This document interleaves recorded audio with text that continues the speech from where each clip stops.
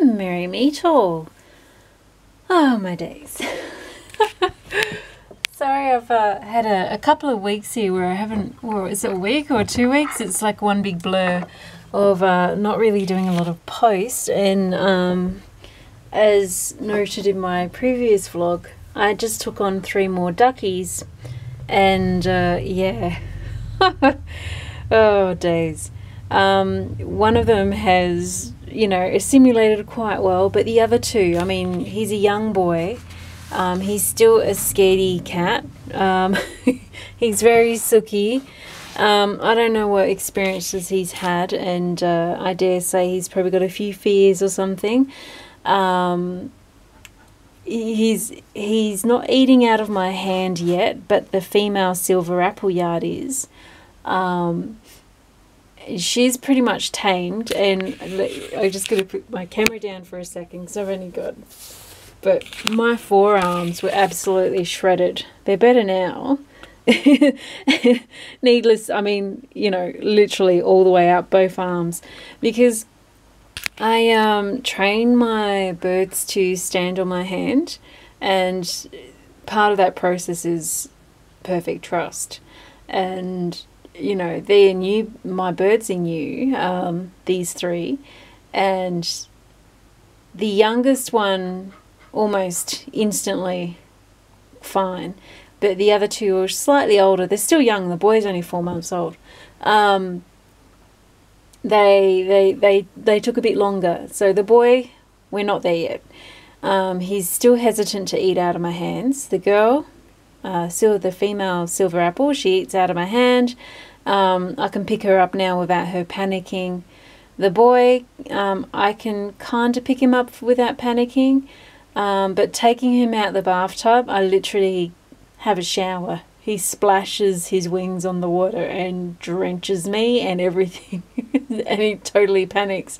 And then once I've got him, he burrows his head into my waist and the biggest sooky pants. So the boy's taking a little bit longer. But that said, the female has an injury on her right leg. And it's been a couple of weeks. Is it getting better? Sometimes I think it is, and then sometimes I'm like, nah. I do need to go to the... Sorry, this is a bit of a divergent. I'm just explaining why I haven't posted as much. I need to go and get some more veterinary tape so I can actually tape up her leg.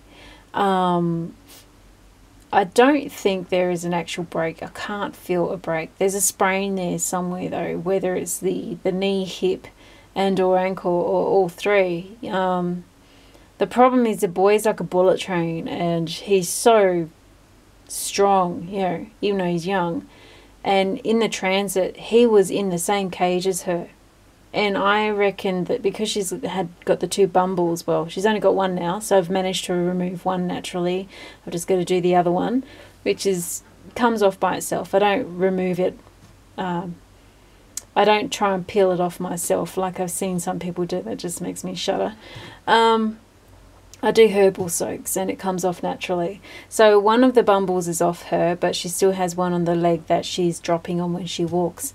So I don't know if it's related to that. So, you know, not panicking yet. She's still got a couple of weeks, you know, for that healing. But I do need to get some veterinary tape just to tape up her leg. Take some of the pressure off when she tries to step on it, because at the moment when she steps on it, it's just plod on that leg. She just drops down on the injured leg, and poor girl. So if you can hear bop bop bop in the background, she's now getting vocal and learning how to communicate. And also I actually put sooner alternate days. So Suna spends, she's a disabled duck, she spends 1 day with the 2 inside the house with me, and then the next day she's out with the flock, because she's still, you know, we're still trying to get that disabled leg further ahead, and at night she sleeps with the 2. But anyway, so the past couple of weeks has been bedlam for me. You know, I forget about this whenever I take on new birds. But mind you, I mean, Tiggy Winkle, the 3rd bird, she's already out there with everyone. It's all cool. What I didn't anticipate that I would end up taking on birds that were injured. And the boy is not as strong in the legs as I would like him to be.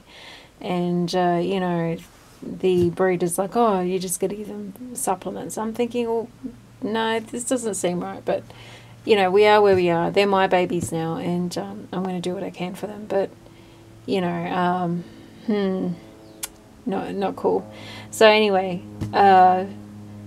I already spend a few hours a day with my birds collectively, maintaining their runs and everything, and taking on the 3 newbies, especially the 2. The boy, I think he's been through some sort of traumas, and the female who's actually has an injury on top of the bumbles, which I've cleared one off. I just got one more remaining. I didn't anticipate that, so that has taken out another couple of hours of my day every day on top of the you know, lack of time I already had. So yeah, it's been interesting. I've had a few all-nighters trying to cram things in as well with study and everything whilst I've got on the 2 newbies. And I mean, for fix's sakes, I mean, the breeder could have said to me, hey, look, one's injured, or, you know, bumble, and the fact she didn't know that, I don't know, it doesn't bode well, like, for someone like me who sees them as animals that are pets, not stock. Anyway, enough of that. So I wanted to do a garn post, so I'm really sorry 6 minutes has been taken up with me waffling about why I haven't loaded up, but I thought I'd share. So I'm doing a couple of major projects, and I'm actually thinking of publishing books, so two pattern books. And, you know, but the thing is, as most designers know, when you actually make designs, especially for publishing, it takes quite a while. I mean, you can take up to 6 months to a year. I mean, how long does it take to write a book? You know what I mean? Because there's also all the checks and everything you got to do. But there's definitely one epic series I wanted to publish, and there's another one I want to publish, which is War of the Roses. So basically crochet based on rose motif. Catherine the Great, the one with the injured leg, she's honking in the background, so sorry ahead of time. She likes she has discovered the joy of noodles, so as a boy, but she is actually learning how to talk for them as well. So sorry guys. duck sounds in the background. So I thought I would share color combinations I'm doing for War of the Roses. I basically want to do a crazy yarn or garn bombing of the crocheted rose motif, and I have a few ideas on embellishments and everything for the finished projects, but it's all centered around the crocheted rose motif. And anyway, so let's kitty cat. So her name's Catherine the Great, but I give her the nickname also of Kitty Cat, or Catherine, or Catty. Kitty cat. But she's very much a kitty cat, a blondie kitty cat. Alright, so I've done a domino combination. So basically using black and white, and like oh days. I actually really like having the black on white, just like if I was to just do this square here. Oh, the other thing I want to mention too, with these color combinations, basically they're done in vice versa. So even though you have one color motif, you actually have 2 squares from the same color combination or colorway. So there's 2 combinations I'm doing for each colorway. But with this one is different though, because it's only 2 colors, whereas all the other rose motif squares I'm doing 3 colors. So you could do with the 2 colorway, you could do it so you have the main color, which will end up being the black on the outer edge when you've got all the same squares, or you could combine them with the vice versa, you know, the colors in reverse, or you could just do the all white and you end up with white as the main colorway when you join squares together. So that is a domino. This one is Cadmium Sage. So I've got a dark bottle green, Sage and Cadmium. Cadmium's got this beautiful jewel tone to it. I have green eyes and red hair, so I tend to gravitate towards really rich jeweled colours, and cadmium's one of those colours that draws to me. Now, it's probably not the best lighting.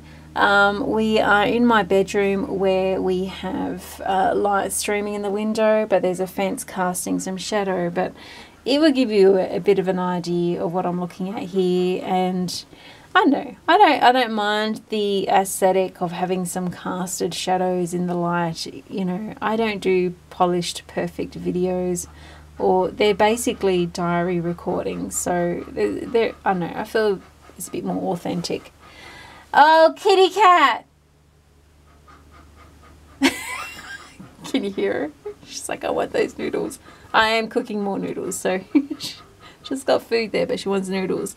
So this is the same, say, Cadmium Sage in reverse. So this time we've got the sage as the rose, the dark bottle as the, this border of the rose is actually what I'm labeling as the foliage.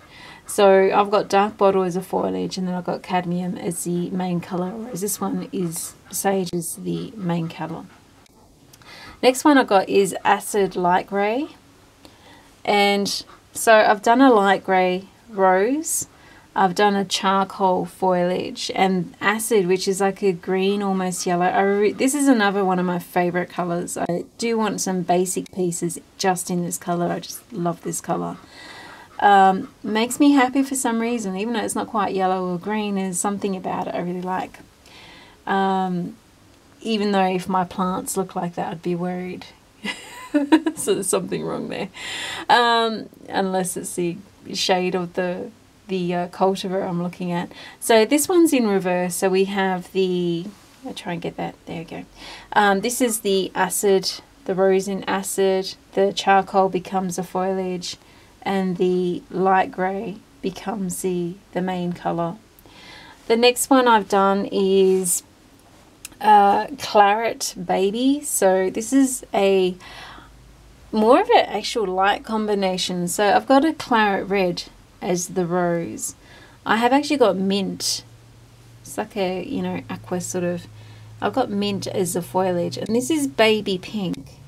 I like the combination of baby pink and the mint because it just adds a lightness.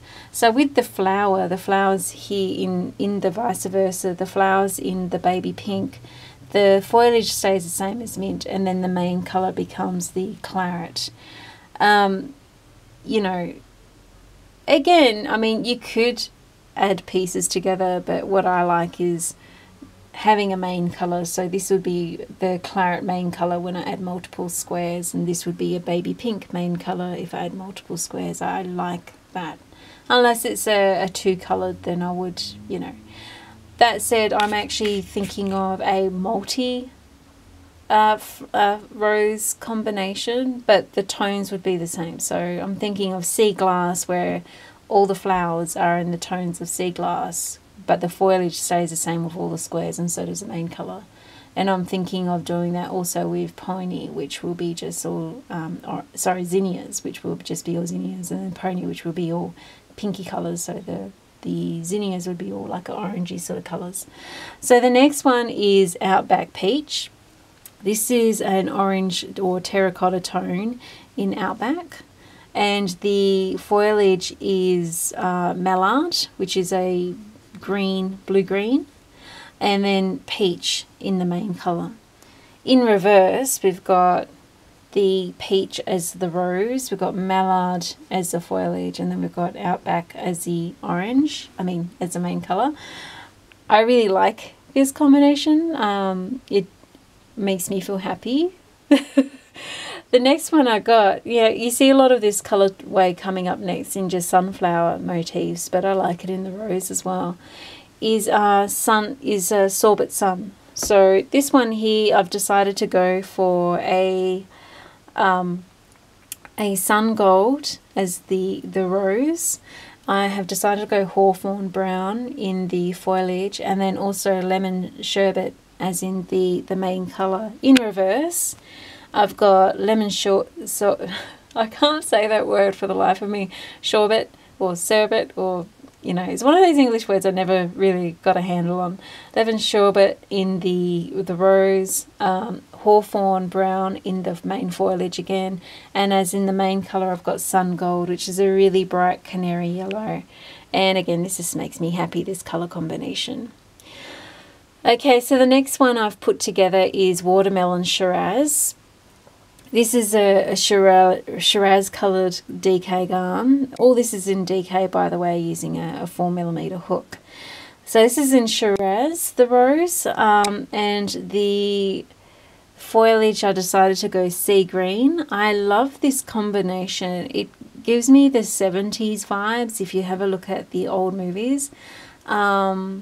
Oh, what's her name? There's a old movie for, I think it was 77, it was released, and it was she used to do a lot of old Hitchcock movies, and this was, I think it was a Hammer film produced in the UK in London, and it was, I think it was Witchcraft 1977, and the decor in the houses were just beautiful. So a lot of these burgundy red tones with greens, and then every now and again there'd be a splash of pink. I really love that. Lots of greens and mints were used in that film. So in reverse, and I've got watermelon pink, which is almost like a candy or bubblegum pink as the main colour. In reverse, I've got the watermelon as the rose. The foliage stays the same with the sea green, and then the Shiraz ends up being the main colour. I really like this combination as well. Of course, this is all the combinations I've put together that I like, the colours I like. So the next one is something that's quite Samhuinn for me. It's quite the beginning of winter, which we are now stepping into here in the Southern Hemisphere. So at the end of oh shit, no, we're here already. We're already in Samhuinn. We're already in the winter's tide. And now I have honking duckies in the garden. So this is Lilac Pasture. So I've decided to do a black rose with pasture green foliage and lilac as the main. And then in reverse we have lilac as the rose. The foliage stays the same in pasture, and then the main colour is in black. And again, you could, you know, mix and match the two main outer edges of the, you know, the two combinations of the same colorway. But again, when I do this into, say, like a jacket, I want a lilac jacket, so I'm going to stick to the same square. If I do this in a jacket, I want a black jacket, so I'll stick to the same square sort of thing to get that multiplied of the color effect, to give it, as the main color will be whatever the edge is, if that makes sense. So the next colorway I've done is Twilight Gold, and this is again a favorite. I'm doing a hex coat, redoing a hex coat that I did in a medium garn. I wasn't happy with the weight of the yarn. It's too heavy, too much, will stretch out of shape. I decided to go DK, change the colors a little bit, and that will be coming soon. So with this colorway I've done Twilight Gold. This is a Twilight Blue. It's brighter than a Royal Blue, a little bit lighter and brighter. And so I've done a blue rose, and I've done the foliage in a lime, and I've done the main colour in a gold, which is almost mustard-like. With the alternate, or the vice versa, I've done a mustard in the rose, again staying the same foliage and lime, and then the Twilight Blue becomes the main colour in that colourway. And last of all, but there is one more colourway I want to do that I haven't done yet, but I'll share the pegs, is the War of the Roses, or Ruby White. So this is a ruby red rose, and then this is an army green foliage, and then white is the main. In reverse we have the white rose, army green, and then we've got in foliage, and then we've got the main colour in ruby. And I you know, as if you go into the history of England, we have the War of the Roses. We have the two families. One was represented by the red rose, and one was represented by the white rose. And this is where this whole theory, idea and concept has been born from, is a War of the Roses.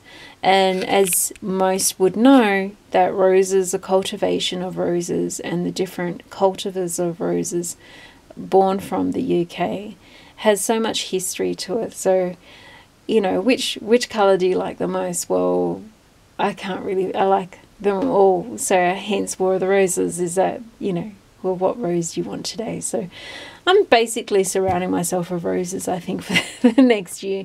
And also the other story, the other concept I'm doing is the Epic series, which is very much almost like South American vintage and also native theme of many colours. Like the Epic series basically is using all 40 colours in one item. So that is something else I'm doing. But yes, I've got the Epic series, I've got War of the Roses series. I wear a lot of plaid and tartan, and I think, you know, combining that with bright jewels of clashing colours on top of it is fun for me.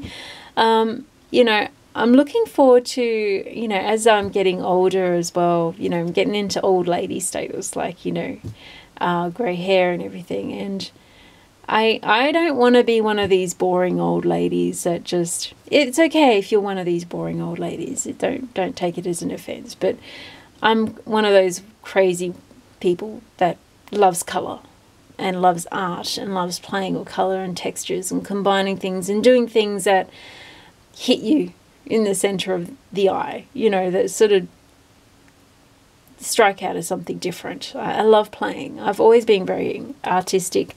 I was putting bright colours in my hair before it was even a thing, and I sort of got annoyed when it started becoming a thing, because a lot of folks doing the colours in their hair are representing things that are totally against my moral code and ethics and code of honour sort of thing, especially when it starts going towards the little ones. Enough of that. So anyway, I like these colours, and, you know, just because you're older and you're not, you know, thin as a rail and you might have grey hair and wrinkles, why can't you have fun with your clothes? Why can't you, you know, exert on the colour? Like, you don't have to go beige and drown into the background and be shut in a home somewhere and not be seen. Well, why do you have to do that? I'd never understood that. And I probably get it from a point of view, you get tired. Life can be tiring, and you probably just want to fade in the background so you can just have some rest.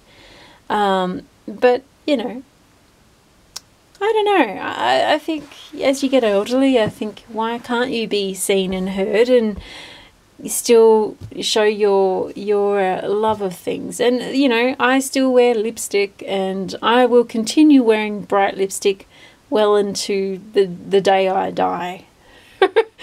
There's such a history to the lipstick, especially in England, and, you know, what it meant, you know, especially through the wars, you know, where we had rations, well, we still had our lipstick regardless of the rations. You know what I mean? It's, you know, even though we were asked to do things because our men weren't home and we had to take up their slack, we still kept on to our lipstick. And it's that kind of, you know, I might have to do shit myself because my man's not here, but I can still hold on to something that makes me feel womanly and feminine, and that is the bright lip.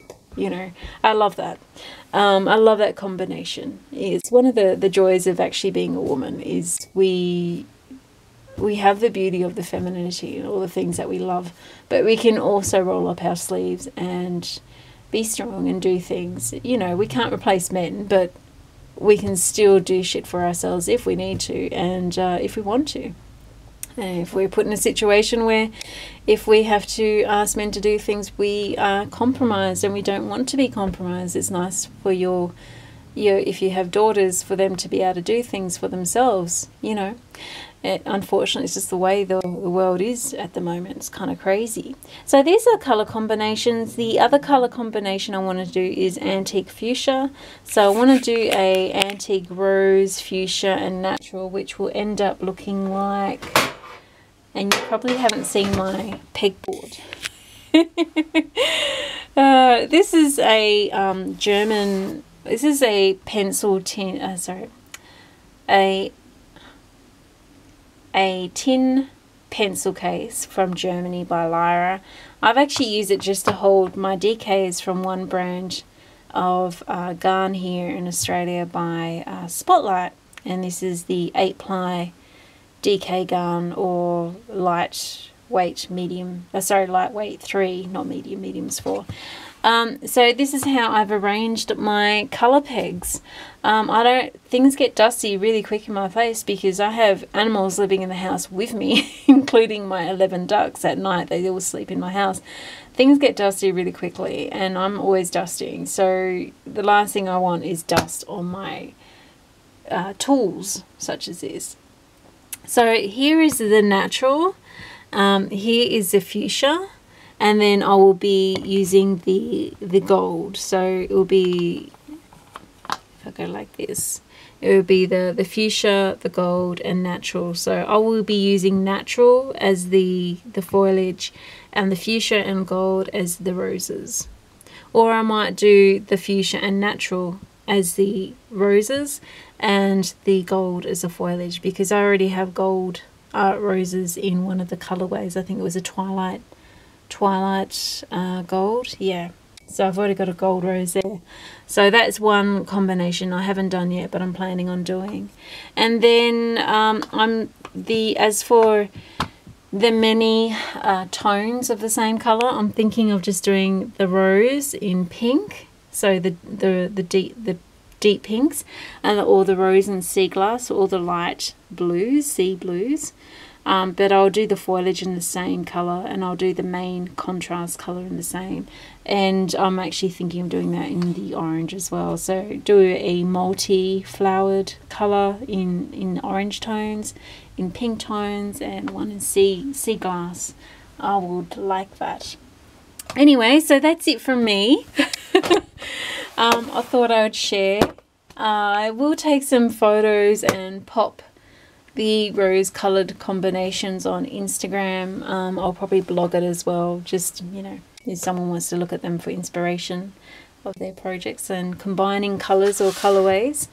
So anyway, so I hopefully will, by the end of the year, I will have the War of the Roses published, as well as the Epic series published in regards to garn patterns in a book. That's it from me. And I need to go tend to the noodles, and Kitty Cat's gone all silent now. She's like, oh, no noodles are coming. So I'm going to give her her noodles. I've also got to do some wiring up of the runs. I've got the new hardware cloth that's come in. I just have already cut it. I need to just wire it now. Hope you're all keeping safe and sane. Blessed be, and Merry Part.